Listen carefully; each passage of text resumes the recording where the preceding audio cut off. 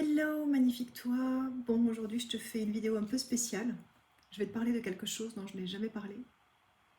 En tout cas, pas en public, pas dans une vidéo comme ça, qui va être vue par des personnes que peut-être potentiellement je ne connais pas. Enfin, bon, voilà. On part sur une base de coming out un peu, hein, d'accord?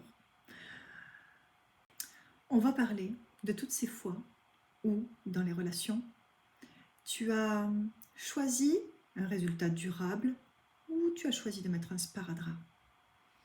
J'ai parlé avec plusieurs personnes ces dernières semaines et elles ont toutes conscience d'une chose. Elles ont l'impression de passer à côté de leur vie et ça les ronge. Ça les ronge et je les comprends tellement. Parce que moi-même j'étais comme ça il n'y a pas si longtemps. Il n'y a vraiment pas si longtemps. Les histoires qu'on me raconte, elles sont toutes différentes, mais elles racontent la même chose. Le problème de fond est toujours le même. Par exemple, prenons en exemple l'attachement à la famille, qui ne nous aime pas, par exemple, à notre juste valeur. Et nous, on court après eux pour cet amour-là qui est payant, cet amour redevable. Toutes les choses que l'on recevra d'eux, il faudra les payer au centuple. Et ben moi, j'ai dit stop. J'ai dit stop à 30 ans et quelques. Ça m'a fait mal, mais j'ai dit stop.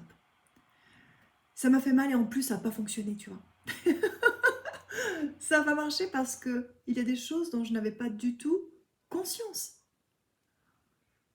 Je vais t'expliquer tout ça. Je vais t'expliquer le pourquoi et le comment j'ai fait pour que finalement ça fonctionne vraiment. Donc ça fait mal de dire stop.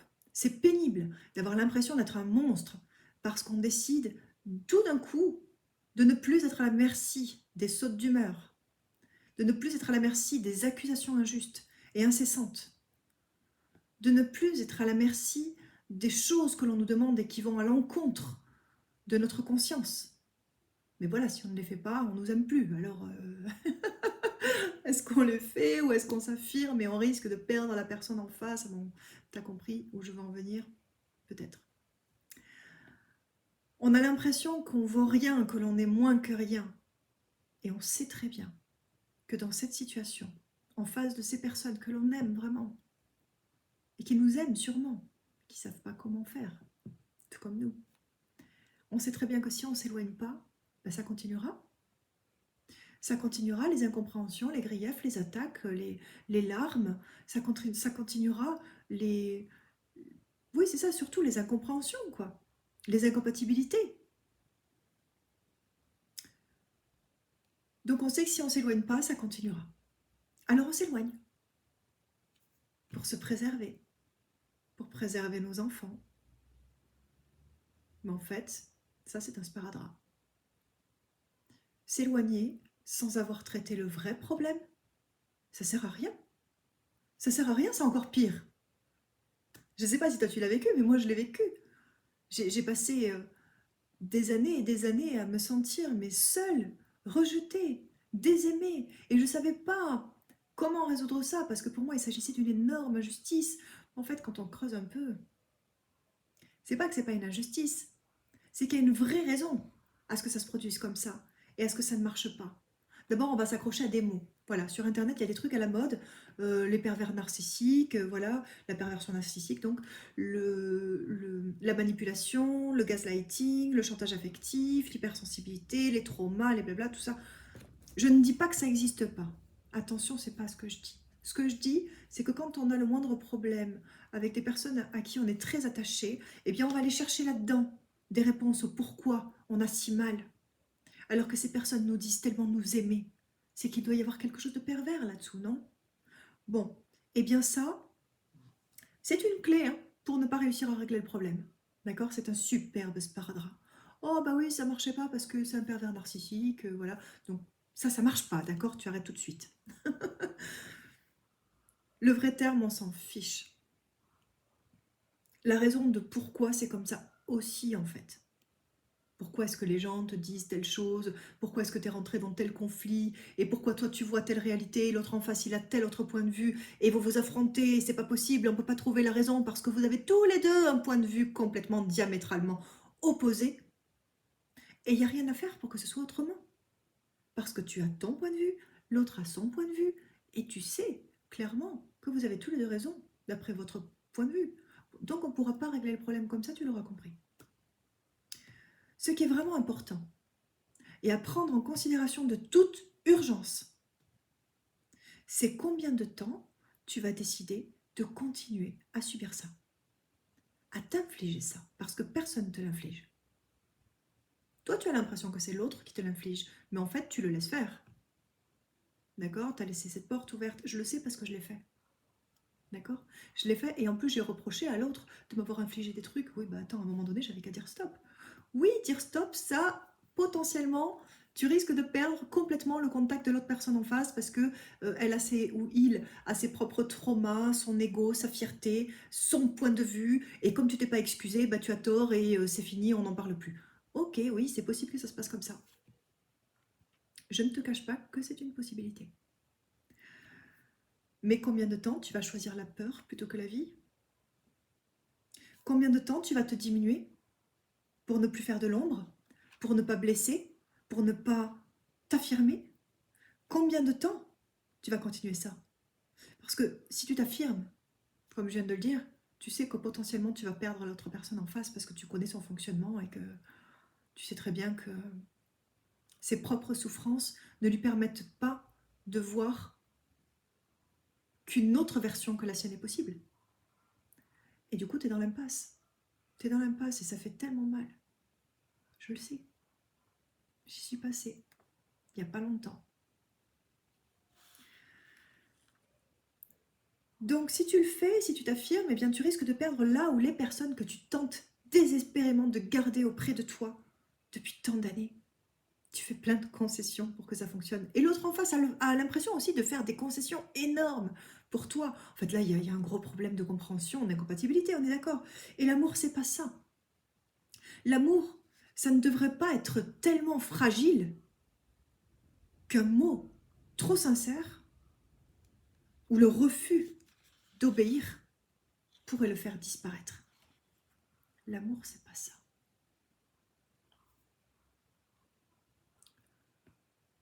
Si tu te reconnais dans ce que je raconte, j'imagine que si tu es arrivé jusqu'ici dans cette vidéo, c'est parce que ça te parle. Eh bien, si tu te reconnais, c'est parce que tu es un être sensible. Tu ne veux pas faire de mal à qui que ce soit. Et pour ça, eh bien, tu es prêt à te sacrifier. Tu es prêt à te sacrifier pour être aimé coûte que coûte et pour que l'autre en face de toi se sente aimé coûte que coûte. Eh bien, cela, ce n'est pas le problème. Tu crois que c'est ce que tu vis comme problème, mais ce n'est pas le problème. C'est le symptôme. Un symptôme. C'est un symptôme de quelque chose de tellement plus profond. C'est un symptôme du mal qui te ronge et qui te pourrit la vie. Je le sais, ça pourrit la mienne pendant très longtemps. C'est le symptôme du fait que, accroche-toi pour ce que je vais te dire, tu ne t'aimes pas toi-même. Et de ce fait, tu t'es coupé de l'amour, du recevoir, de l'abondance. Tu t'es coupé de ça parce que tu ne t'aimes pas. Quand moi j'ai compris ça dans ma propre vie, mais light quoi, lumière partout, on allume la lumière et en même temps effondrement, c'était vraiment un équilibre précaire comme dirait mon fils. Quand j'ai découvert ça dans ma propre vie, je me suis effondrée, littéralement, complètement effondrée. Je me revois encore dans un coin d'une pièce en train de pleurer toutes les larmes de mon corps et j'étais inconsolable et ça a duré des heures.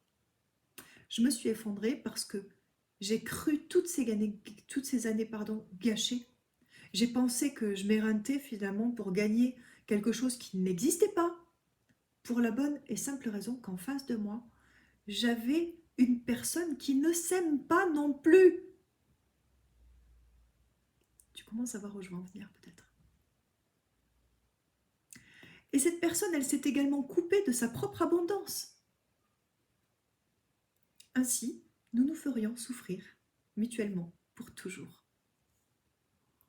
Et j'ai beaucoup pleuré parce que j'ai compris que je ne pouvais rien faire du tout pour améliorer les relations. Parce que nous avions chacun des deux côtés du conflit, de la mésentente, enfin chacun de notre côté, on avait un énorme travail à faire pour reconnecter à soi-même et pour s'aimer soi-même. Moi, je devais apprendre à m'aimer et l'autre personne devait apprendre à s'aimer. Mais si j'avais le malheur de lui dire un truc pareil, c'était une attaque, donc je ne pouvais même pas le dire. Du coup, j'ai choisi de le faire pour moi. Et si un jour cette personne était capable de l'entendre, alors je serais allée le lui dire.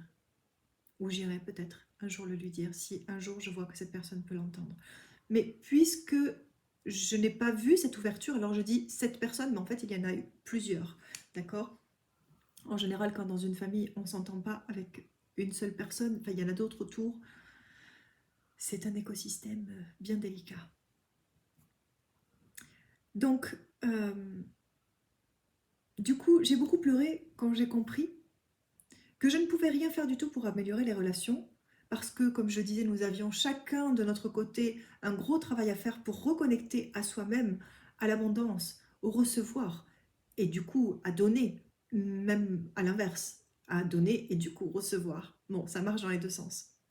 Et quand j'ai compris ça, mais toute ma vie a changé, c'est devenu magique, merveilleux. Tout ce que j'avais rêvé, ou même que je n'avais pas osé rêver possible, eh bien c'est devenu possible. J'ai rencontré l'amour dans ma vie de femme. Alors que jusque-là, j'étais incapable de garder une relation plus de 2 ans, sans en vouloir à l'autre de ne pas être à la hauteur de mes attentes, ou sans en vouloir à l'autre de ne pas faire de moi la priorité que je n'avais jamais été pour personne. C'est-à-dire que je mettais dans les mains de l'autre le pouvoir de faire pour moi ce que j'étais incapable de faire pour moi-même. Donc évidemment, je ne pouvais pas avoir une relation qui fonctionnait. Au contraire, je faisais tout pour que ça ne marche pas. Je m'en rends compte avec le recul, mais pour être tout à fait honnête, c'est ce qui se produisait. Voilà. Bon, il y a d'autres raisons à ça, mais... Bon, donc, l'amour est apparu dans ma vie. Hurrah. Voilà. J'ai commencé à me faire confiance aussi, à me faire confiance. Et donc à faire confiance à l'autre, faire confiance aux autres. Et j'ai entrepris pour la première fois des projets viables, gratifiants, lucratifs. Tout ça, c'était devenu possible. Jusque-là, j'avais plein de projets et je les mettais toujours en œuvre et c'était toujours un réel succès, mais pas pour moi. Voilà, je ne me plaçais pas sur, sur une place où je pouvais vraiment recevoir le bénéfice de ce que j'avais construit, d'accord? Maintenant, ça a changé. J'ai commencé à voyager aussi. J'ai commencé à penser à moi en priorité. Et aujourd'hui, j'ai choisi de partager avec toi ce lourd secret, finalement, dont j'ai évité de parler en public, en tout cas, et comme ça aussi ouvertement toute ma vie. Ce pénible parcours, pendant lequel j'ai dû apprendre à m'aimer, pour pouvoir être aimée en retour, et aimer à mon tour. Et je peux te garantir que pour rien au monde, je ne reviendrai en arrière. Je peux te garantir que rien ne fera en sorte que je retourne dans l'ancien monde. Rien. Jamais. Le monde dans lequel je ne m'aimais pas. Le monde dans lequel je recevais les accusations de l'autre et j'en souffrais parce que je ne pouvais rien faire pour lui faire entendre que je n'étais pas d'accord. Ce monde dans lequel j'étais coupée de l'amour et de l'abondance, pour rien je n'y reviendrai. Pour rien je ne me couperai de l'abondance et de vivre pleinement sa vie. Voilà. Aujourd'hui, je te parle de ça parce que je sais, pour en avoir parlé avec beaucoup de personnes ces derniers temps, que c'est un problème qui concerne beaucoup de monde. Beaucoup de personnes ont des conflits dans leur famille et ne savent pas comment le résoudre et ça les fait souffrir intensément. Eh bien voilà, à partir du moment où on prend conscience que ce truc-là n'est qu'un symptôme de quelque chose de beaucoup plus profond, on peut vraiment transformer les choses. On peut vraiment... En fait, tout devient possible. Voilà, et c'est merveilleux. Donc, j'ai décidé de mettre en place un coaching spécial pour t'aider à traverser ça et à briser ses croyances, pour t'aider à connecter à toi-même et à l'abondance, pour t'aider à transformer complètement ta vie. Cette session-là, elle est totalement gratuite et je te garantis que tu vas en sortir réellement transformé. Par contre, évidemment, le nombre est limité, donc quelques personnes seulement pourront en bénéficier. Tu trouveras en dessous tous les liens pour pouvoir t'inscrire et également pour pouvoir me retrouver sur un groupe privé sur Facebook sur lequel je partage pas mal de contenu. Abonne-toi aussi à cette chaîne si tu veux être alerté de mes prochaines vidéos. Et puis, n'hésite pas à mettre un gros pouce, d'accord? Un like si tu as aimé, c'est très encourageant et ça me donnera certainement envie d'en faire plus. Alors, inondez de commentaires, de likes, d'abonnements, de partages et je vous dis à très très vite pour la prochaine vidéo, le prochain épisode de tout ça. N'oublie pas, réserve ton créneau rapidement, c'est maintenant, ne rate pas cette opportunité. Avec tout mon amour et ma gratitude. À très vite.